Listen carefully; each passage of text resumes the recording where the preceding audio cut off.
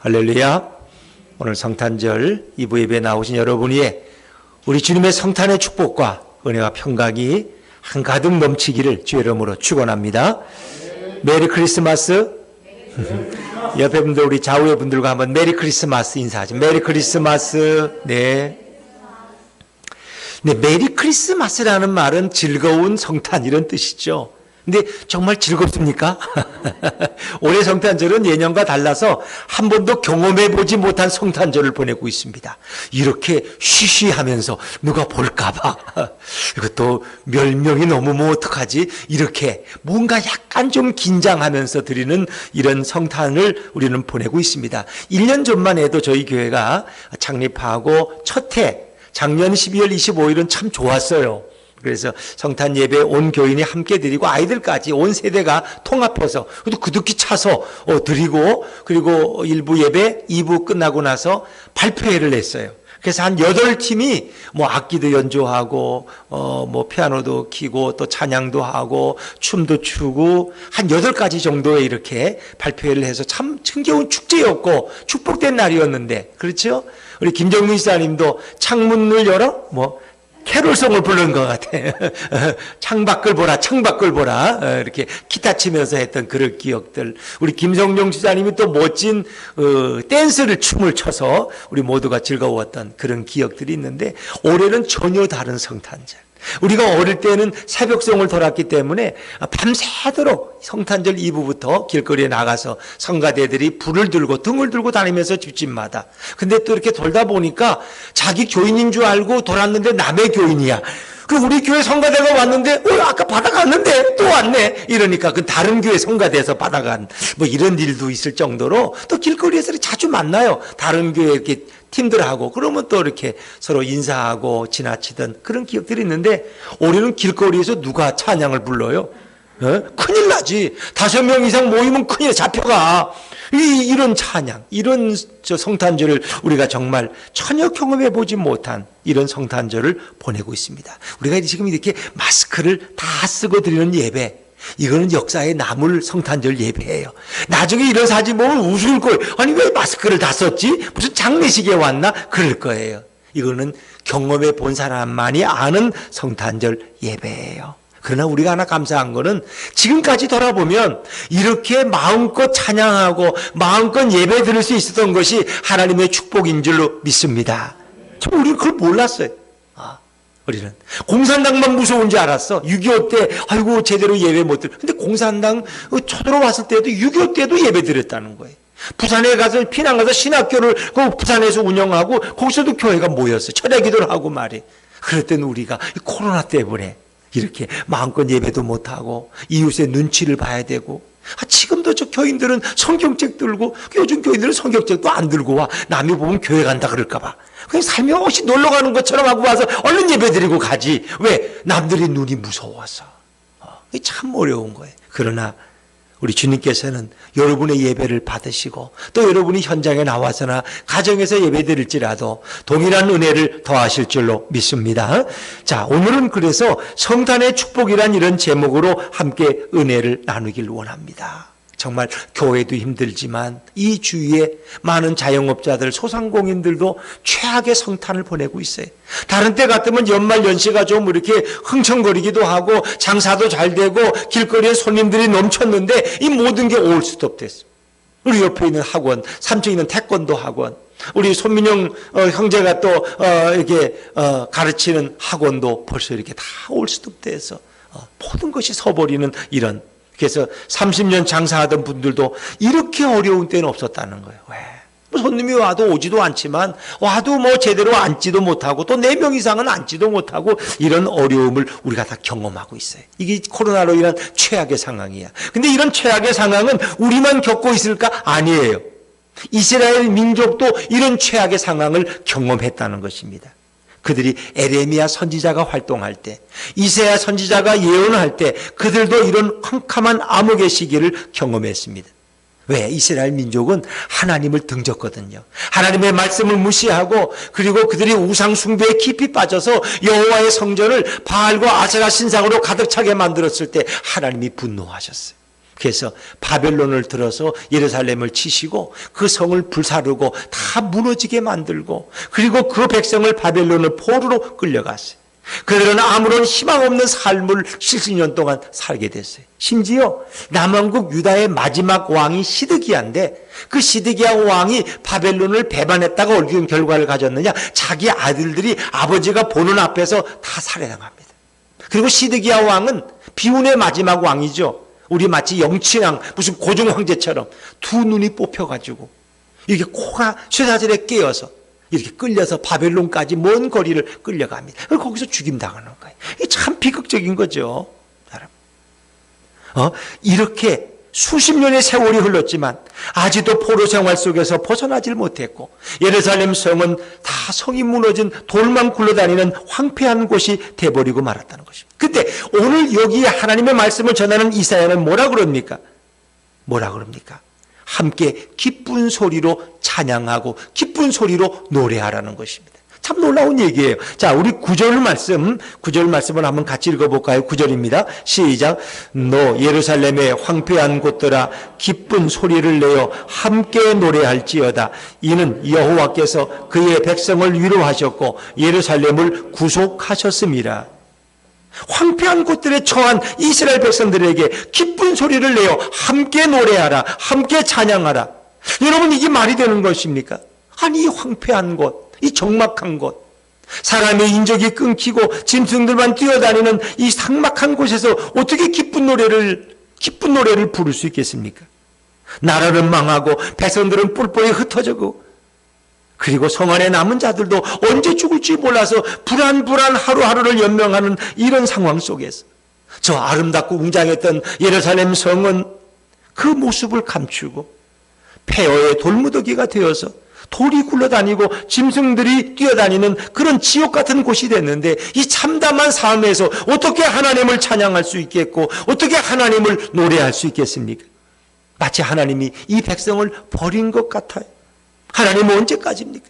그렇지 않고서야 어떻게 이 백성을 이토록 오랫동안 방치하실 수 있습니까? 그렇습니다. 오히려 이곳에서는, 이 참담한 곳에서는, 이 황폐한 곳에서는 통곡소리가 어울리는 것이고 울음소리가 어울리는 곳인데 어떻게 노래하리라고 이사야 선지자는 예언하고 있을까? 이게 말이 되는 얘기입니까? 이사야가 활동하던 그 시대, 포로 생활 시대에 황폐한 참으로 이 나라를 바라보면서 어떻게 노래할 수 있을까요? 노래할 수 없습니다. 웃을 수도 없고 기뻐할 수도 없고 한숨이 저절로 나오고 눈물만 흘릴 것입니다. 그런데 왜 하나님께서는 이 백성들에게 함께 노래하라고, 기쁨으로 노래하라고 하셨을까? 그 이유는 좋은 소식이 있기 때문입니다. 웃을 수 있는 소식, 기뻐할 소식이 지금 너희를 향해서 달려오고 있다는 것입니다. 도대체 그 소식이 뭔가? 그 답을 우리는 오늘 7절 말씀에서 찾을 수 있어요. 자, 우리 7절 말씀을 한번 또 읽어볼까요? 7절 어떤 소식인지 시작.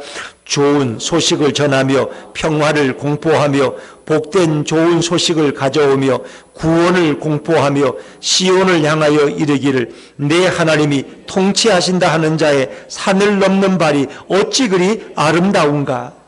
오늘 이 소식은 참으로 좋은 소식입니다. 이 황폐한 성읍에 이 버려진 자들에게 도대체 희망을 가질 수 있는 소식이 어떤 소식일까? 그런데 그 좋은 소식을 전하는 자의 발이 이제 성 앞에까지 달려오고 있다는 것입니다. 좋은 소식을 가진 자들이 산을 넘어서 달려오고 있는 그런 전령의 모습을 우리는 상상해 보십시오. 예전에는 전쟁이라는 것이 누구 개인의 문제가 아니에요. 나라와 나라 사이에 전쟁이 나면 그것은 온 민족의 운명이 달린 것입니다. 전쟁이 나면 징집을 해요. 현역병들은 별로 없어요. 전쟁이 나면은 남자 장정들, 남편들 다 징집돼 나갑니다. 그리고 장성한 아들들, 어린 아들까지 다 전쟁에 끌려 나가는 거예요. 그러니까 우리가 다윗도 보면 다윗의 형들이 다 전쟁터에 나가 있잖아요. 그러니까 아버지가 너 형들한테 이 떡도 갖다 주고 의복도 갖다 주라고 이렇게 심부름 보내자. 너무 어리니까 다윗은. 그래서 다윗은 이제 양을 돌보고 있고 형들은 다 전쟁터에 나가 있다는 거예요. 그런 상황이에요. 그리고 아마 다윗의 아버지는 너무 노쇠했으니까 전쟁에서 아마 면제가 되었을지 모르겠어요. 그러니까 어찌 보면 남편을 전쟁터에 보내고 아들들을 전쟁터에 보내고 딸들과 어머니가 기다리고 있는 거예요. 그 마음이 얼마나 조마조마하겠어요. 그래서 전쟁의 소식만 기다리고 귀를 기울이고 혹시 승리할 수 있을까? 적들이 우리보다 훨씬 몇 배는 강하다는데 우리는 너무 준비가 안 됐다는데 어떡하지? 전쟁에 패배하면 우리 남편도 돌아올 수 없고 아들들도 다 죽을 것이고, 그리고 이 딸들과 나는 저들의 포로가 되어서 저들에게 조롱당하고 저들의 식모살이를 해야 되고 노예가 되어야 되는데, 이러니까 마음이 조마조마하면서 기다리는. 그러다가 무슨 소문만 오면 그래 어떻게 됐대? 전쟁이 잘 돼간대? 어떻게 이길 것 같대? 이 전하는 거예요. 이게 그 시대의 사람들의 운명이었어요. 근데 놀랍게 들려오는 소식이 우리 아군이 승리했대요. 우리가 큰 전투에서 이겼대요. 그러면 얼마나 좋을까. 여인네들이 박수를 치면서 춤을 추며 좋아하고 그 영광을 하나님께 돌리는 거예요. 그것이 그런 상황을 오늘 이 이사야 52장이 담고 있는 것입니다. 실제로 올림픽 마라톤의 기원이 그렇습니다. 전쟁에서 시작됐다는 거 아시죠? 도시국가인 아테네가 있어요. 민주주의가 일찍 발전한 곳이에요. 그리고 페르시아와 아테네 사이에 전쟁이 일어났는데, 페르시아는 워낙 큰 나라예요. 그러니까 페르시아는 바다를 건너오는데 600척의 함정과 그리고 10만의 정병들을 이끌고 전쟁을 치르는 거예요. 근데 아테네는 1만이 좀 넘는 병사들을 보내는데, 아테네 용사들은 워낙 숫자가 적어도 우리 용맹하기로 유명해요. 그러나 10만 명 대 1만 명이 게임이 안 되잖아요. 근데 아테나의 장군이 워낙 용기 있고 지혜로운 자였기 때문에 그들을 협곡으로 유인해가지고 전쟁을 승리를 거둬요. 가슴 졸이며 기다리는 아테네의 성민들에게, 이 가족들에게 이 기쁜 소식을 전해야 되는데 어떻게 해요? 핸드폰도 없고 뭐 전화기도 없으니까 어떻게 해요? 그래서 병사를 하나 뽑았는데 달리기를 잘하는 선수를 뽑았어요. 군사를. 그래가지고 너는 달려가는데, 그 군사가 달려가는데 너무 기쁜 소식이기 때문에 빨리 알려야 되기 때문에 잠도 안 자고 물도 안 먹고 음식도 안 먹고 걔 달렸는데 40km를 달렸어. 그리고 아테네 성읍에 도착을 했는데 그는 쓰러지면서 우리가 승리했습니다. 그리고는 숨을 거뒀어요.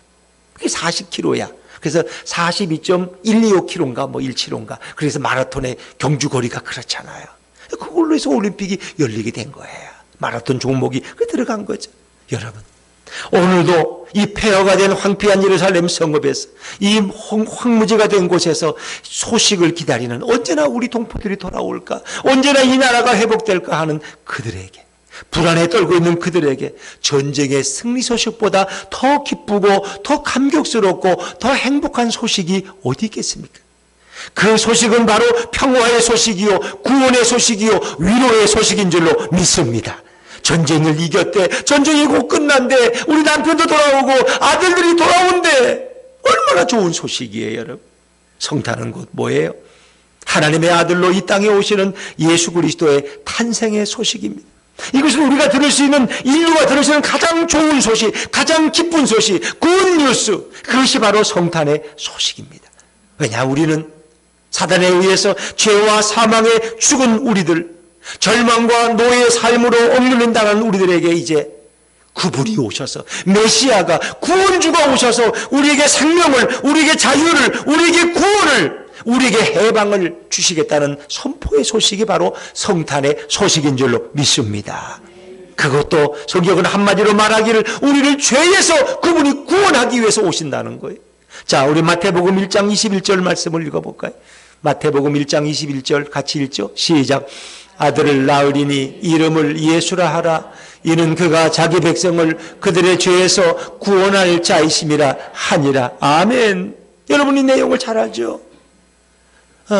요셉과 마리아가 약혼한 사이인데, 마리아의 배가 자꾸 불러져. 아직 동거도 안 했는데, 결혼도 안 했는데, 그러니까 요셉은 의로운 사람인지라 어떻게 했어요? 이걸 조용히 끊고자 했어요. 조용히 파혼하려고 그래. 소문 안 내고. 그런데 그 밤에 천사가 찾아와서 요셉에게 마리아 데려오기를 두려워하지 말라. 그가 아들을 낳으리니 그 이름을 예수라 하라. 이 이름의 뜻은, 이는 그가 저희를, 자기 백성을 죄에서 구원할 자이심이라. 우리를 죄에서 구원하기 위해서 예수님이 오신 것을 믿으시기 바랍니다. 주님이 성탄의 주인공이 돼서 오신 것은 우리를 죄에서 구원하기 위해서, 죄의 지배와 죄의 억눌림과 죄의 노예 속에 절망 가운데 살던 우리들을 구원하기 위해서, 우리에게 자유를 주시고 해방을 주시고 새 생명을 주시기 위해서 우리 예수님이 오신 것이 바로 성탄절입니다. 그러니까 얼마나 감격스러운 날이에요. 아무리 정부에서 예배드리지 말라, 비대면으로 모이지 말아라 해도 정말 이날만은 가슴이 착쳐서 어떻게 우리가 예배를 안 드릴 수 있을까? 여러분, 죄는 어둠입니다. 죄는 절망입니다. 죄는 고통입니다. 어둠 속에 있는 자에게 무슨 희망이 있습니까? 그러나 죄는 우리를 마지막 영원한 심판과 지옥으로 이끌고 가지만 빛 대신 예수님, 생명이신 예수님이 오셔서 우리를 영원한 천국으로 인도하실 줄로 믿습니다. 얼마나 기쁘고 감격한 날입니다. 자, 이사야 9장 2절에 한번 우리 성경도 읽어볼까요? 자막을 읽죠. 시작. 흑암에 행하던 백성이 큰 빛을 보고 사망의 그늘진 땅에 거주하던 자에게 빛이 비치도다. 황폐한 이 땅, 스불론과 납달리 땅은 전쟁의 포연이 지나간 다음에 모두가 황폐화된 아무런 소망이 없는 그 절망의 땅에 예수님이 빛으로 오셨습니다. 세상에 빛으로 오신 예수님, 그분은 생명의 빛으로, 구원의 빛으로, 소망의 빛으로, 영원한 천국의 빛으로 우리를 찾아오셨습니다. 그래서 동방 박사들이 아기 예수님을 찾을 때 어떻게 했어요? 멀리 동방에서부터 별을 보고 따라와서 예루살렘에 왔잖아요. 거기서 물어봤더니 또 별이 베들레헴까지 인도해서, 그것이 마구간으로 인도해서 그곳에서 아기 예수님께 황금과 유향과 몰약을 드리고 경배하고 돌아갔잖아요. 여러분, 흑암에 행하던 백성들에게 주님은 빛으로 오신 거예요. 그리고 이 소식만보다 더 좋은 소식이 어디 있어요? 세상에 이보다 더 기쁜 소식이 어디 있어요? 누가복음 2장 10절 11절 말씀, 누가복음 2장 10절 11절 같이 읽습니다. 시작. 천사가 이르되 무서워하지 말라. 보라, 내가 온 백성에게 미칠 큰 기쁨의 좋은 소식을 너희에게 전하노라. 오늘 다윗의 동네에 너희를 위하여 구주가 나셨으니 곧 그리스도 주시니라. 베들레헴 들판에서 양을 치던 목동들, 그들은 밤에도 양을 지키면서 불을 펴놓고 추위를 이기는데 천사가 와서 그들에게 두려워하지 말라, 무서워하지 말라, 온 백성에게 미칠 큰 기쁨의 좋은 소식을 너에게 전하노라. 그 소식은 큰 소식이요, 기쁨의 소식이요, 좋은 소식인 것을 믿으시기 바랍니다. 아름다운 소식이. 그걸 목자들이 처음 들었어요. 그리고는 베들레헴 그 말구유가 있는 집으로 달려가서 그 그리스도 앞에 경배하는 거예요. 그 소식이 뭐냐? 오늘 다윗의 동네 이 베들레헴에 너희를 위하여 구주가 나셨으니 곧 그리스도 주시니라.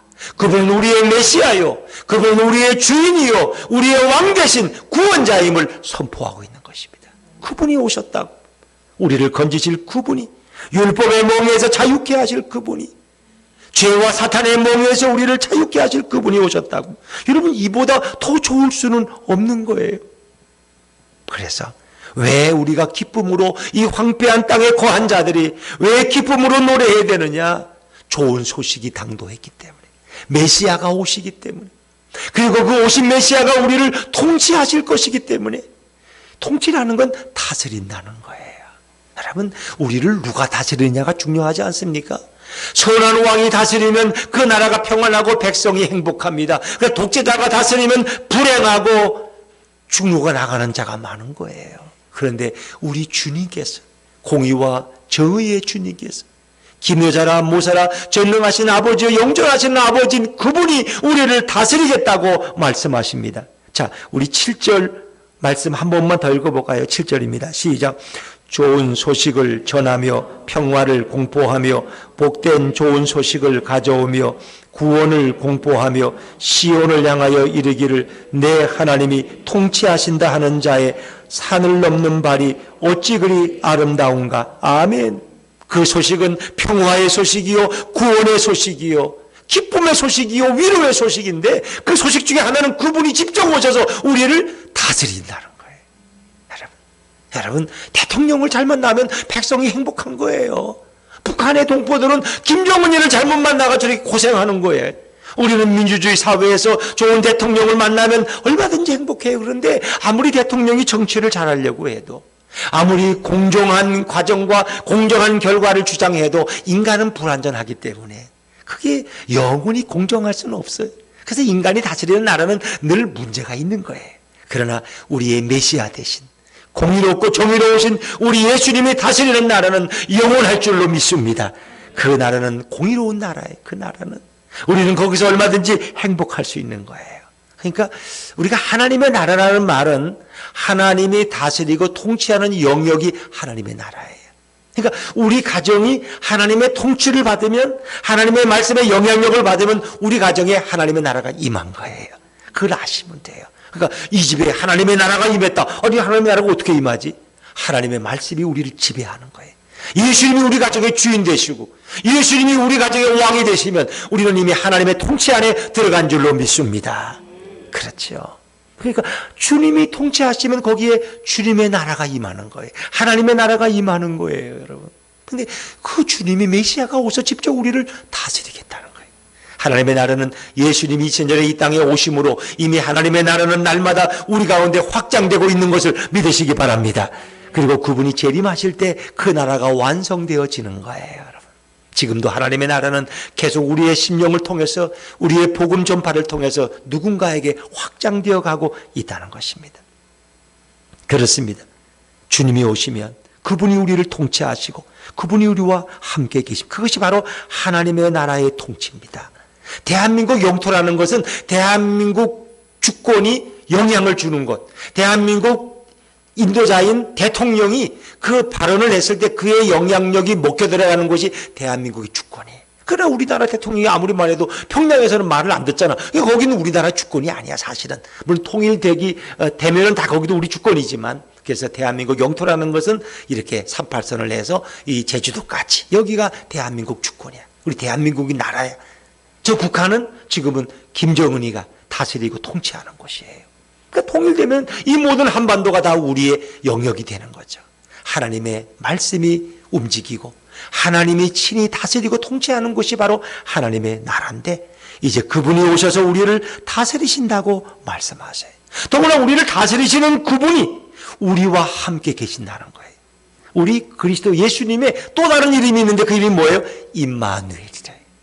처녀가 잉태하여 아들을 낳으리니 그 이름을 임마누엘이라 하리라. 이사야 7장 14절의 말씀은 이 땅에 오실 예수님의 탄생을 가리키고 있는 거예요.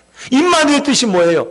이는 하나님이 우리와 함께 계시겠다. 이 땅에 오신 그분은 우리를 다스리시고 우리와 영원히 함께 계신 줄로 믿습니다. 그분 우리를 떠나지 아니하십니다. 우리와 동고동락하십니다. 그것이 바로 임마누엘입니다. 이 땅에 오신 주님, 그분이 우리와 동행하시는 거예요. 그래서 성탄의 축복은 그 메시아가 오시는 것이고, 좋은 소식으로, 구원자로, 평화의 왕으로, 그리고 그 주님이 우리를 통치하고 다스리는 것이고, 그리고 그분이 우리와 영원히 떠나지 아니하시고 동고동락하시는 것, 이것이 성탄의 축복인 줄로 믿습니다. 그분은 오늘 여러분과 함께 하시고 우리와 함께 하십니다. 우리가 그분을 내 인생의 왕으로, 내 인생의 주인으로 영접해 드릴 때 그분은 우리를 떠나지 않으시고 나와 함께 하시고 우리 가정에 임재해 계십니다.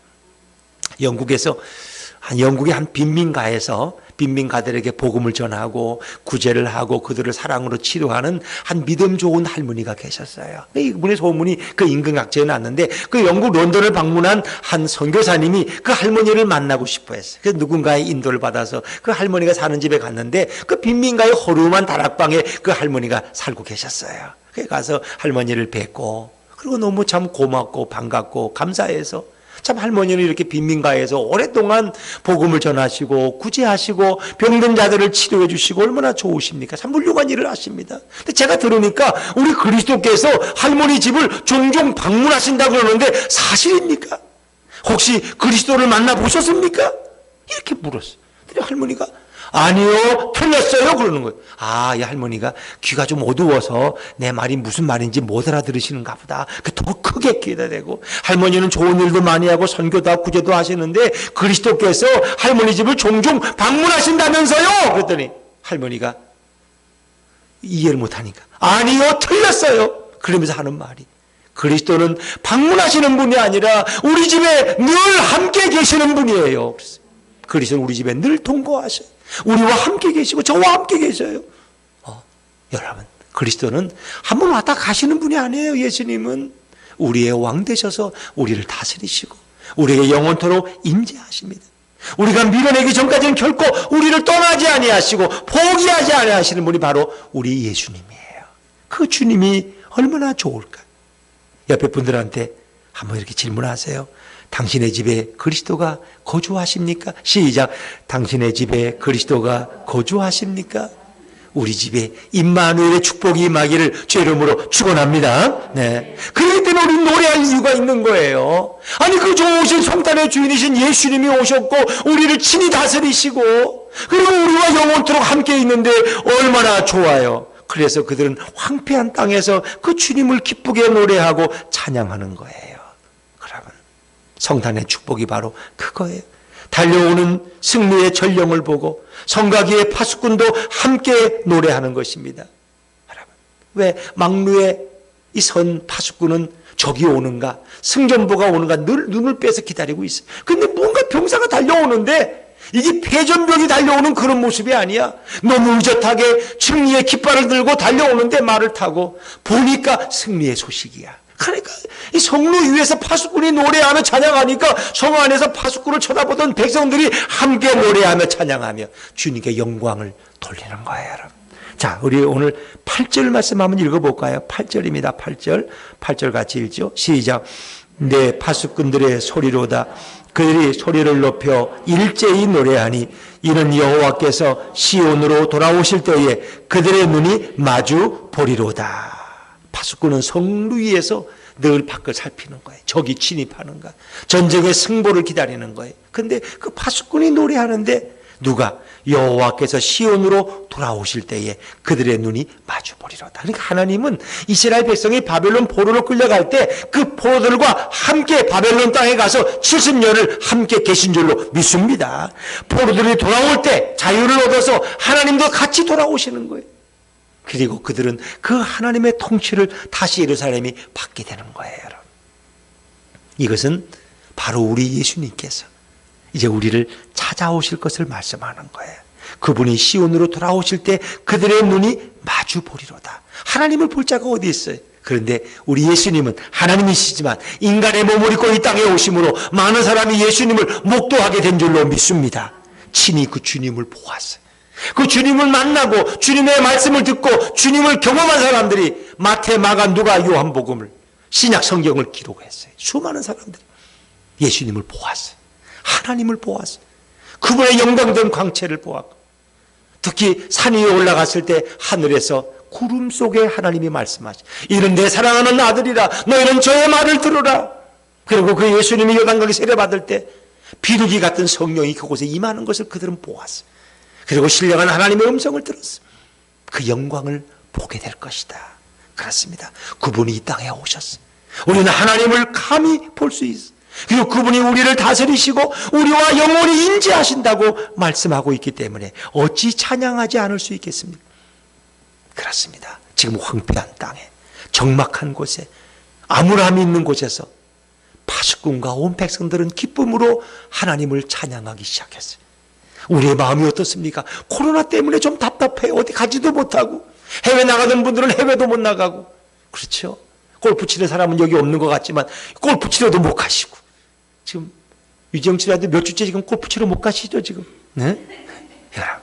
그러니까 얼마나 답답해. 우울해 아주 그냥. 그런데 이런 상황 속에서도 기쁨으로 주님을 찬양하라는 거예요. 성탄의 주인으로 오신 우리 예수님을 높이고 찬양하고 영광 돌리시기를 주의 이름으로 축원합니다. 우리 마음은 답답하더라도 우리 속에서 주님을 향해서 찬양과 영광을 올려드리시는 구원의 감격을 우리는 노래하는 그런 성탄이 되어야 돼요.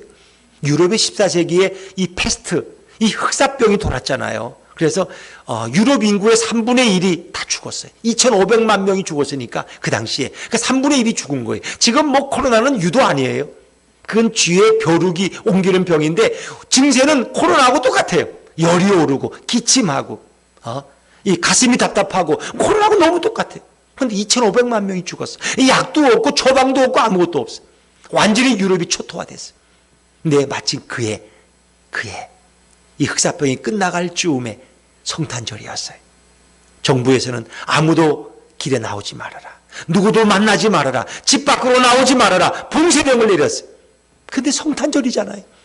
믿음이 뜨거운 마음이 뜨거운 젊은이들 몇 명이 나와서 런던 거리에서, 그래도 성탄절인데 주님이 오신 날인데 이까지 뭐 흑사병 때문에 우리가 찬양도 못하고 말이 돼. 그들이 노래 부르기 시작했어요.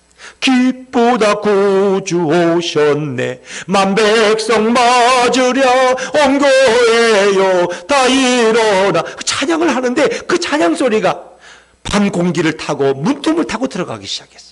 그 옥류에 있던 사람들이 그 찬양 소리를 듣고 한 사람 한 사람 밖으로 나오기 시작했어요. 그들이 큰 무리를 이루고 큰 합창이 되었어요. 온 런던 시가지가 들썩할 정도로 그들은 주님을 찬양하고 성탄의 기쁨을 나누었어요. 그런데 그때 그 절망했던 그들이 그 찬양을 맞이하고 그 성탄을 맞이하면서 그들의 마음이 뜨거워지기 시작했어요. 이 폐허가 된 런던을 우리가 복구해야 돼. 다시 그들이 흑사병을 극복하기 시작했고, 일어나서 그 폐허된 런던을 재건하기 시작했어요. 바로 성탄절에 그들이 불렀던 그 뜨거운 찬양의 함성이 그 도시를 바꿔놓을 수 있었어요. 비록 코로나 때문에 우리는 마음대로 숨도 쉬지 못하고 마스크도 벗지 못하고 어디 4명이 모였다가도 큰일 나. 5명만 넘으면 오지도 마. 가까이 오지 마. 그러나 그런 가운데서도 우리가 마음으로나마, 우리가 가정에서나마 주님을 찬양하고 높일 수 있다면, 마음껏 성탄의 주님을 찬양할 수 있다면 주님이 이 땅에 역사할 줄로 믿습니다. 주님이 이 땅을 통치하실 줄로 믿습니다. 코로나 가운데서 우리는 주님을 찬양하고 주님을 높이며 코로나가 끝났을 때 영적인 부흥이 바로 이 땅에 밀려올 줄로 믿습니다. 성탄의 축복이 여러분의 가정 속에, 그리고 황폐화된 우리의 무덤 같은 심령 속에 성탄의 주님이 왕으로 임재하셔서 우리를 다스리시고 우리에게 기쁨을 주시는 그 은혜가 날마다 차고 밀물처럼 넘쳐나기를 주의 이름으로 축원합니다. 축원합니다.